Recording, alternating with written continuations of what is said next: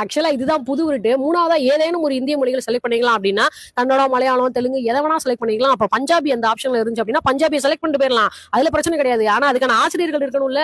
ஆசிரியர்கள் இல்லாம அவனா படிச்சான் அப்படின்னா அது புரியாது. புரியலன்னா ஃபெயில் ஆவான். ஃபெயில் ஆனா 4 பேர் சேர்ந்து கிண்டல் பண்ணுவாங்க. அதுக்கப்புறம் ஸ்கூலுக்கே வரமாட்டான்னு சொல்லுவான். இதான் நடக்கும். இப்ப நான் என் வீட்டு பிள்ளை எக்ஸ்ட்ரா ஒரு லாங்குவேஜ் படிக்க வச்சேன் அப்படின்னா அதுக்கு அது கஷ்டமா இருந்துச்சுன்னா என்கிட்ட வந்து சொல்லும். சோ இப்போதைக்கு படிக்க வேணாம், உனக்கு எப்ப தோணுதோ அப்ப படிச்சுக்கோ அப்படின்னு நான் சொல்லிடுவேன். இதுவே ஒட்டுமொத்த தமிழ்நாட்டிலே அதை சட்டமாக்குனாங்க அப்படின்னா அந்த பாடத்தை பார்த்து பயந்து படிக்க முடியாம இடைநிறுத்தம் அதிகமாகும். ஏன் தமிழ்நாட்டுல 8 வரை ஆல் பாஸ்னு ஒரு சிஸ்டம் கொண்டு வந்தாங்க அப்படின்னா ஸ்லோ லேர்னர்ஸ் எல்லாம் கொஞ்சம் கொஞ்சமா படிச்சு வந்துப்பாங்க. இதுக்கு முன்னாடி எல்லாம் 5ஆப்பு 7ஆப்புல ஏதாவது ஒரு சப்ஜெக்ட்ல ஃபெயில் ஆகி தம்பி தங்கச்சியோட சேர்ந்து படிக்கும் போது தன்மான பிரச்சனையால ஸ்கூலுக்கு போகாம விட்டு வாழ்க்கை இழந்தவங்க தான் இங்க அதிகமா இருக்காங்க. தமிழ்நாட்டோட பாப்புலேஷனுக்கு மத்த ஸ்டேட்டோட கம்பேர் பண்ணும்போது கல்வி அறிவு ரொம்ப அதிகம், இடைநிறுத்தம் ரொம்ப கம்மி. நீங்க மறுபடியும் மும்மொழி கொள்கைன்னு ஒண்ணு கொண்டு வந்து எங்க பிள்ளைங்க எல்லாம் மறுபடியும் பள்ளிக்கூடத்துக்கே போக மாட்டேன்னு சொல்லணும்னு ஆசைப்படுறீங்கன்னு நினைக்கிறேன். எது எப்படியோ உலகத்திலே ஒரு மொழிக்காக இத்தனை பேரை பள்ளி கொடுத்த மாநிலம் இது. கண்டிப்பா இங்க மும்மொழி கொள்கைன்றது கனவுல கூட நடக்காது. தேவைப்பட்டா நாங்களே படிப்போம், நீங்க சொல்லி படிக்க மாட்டோம். நாங்கெல்லாம் விட்டுற மாட்டோம். விட்டுட்டா உசுரே போனாலும் எங்க மொழியை காப்பாத்துவோம்னு போன உசுருக்கெல்லாம் மரியாதை எல்லாம் போயிடும்.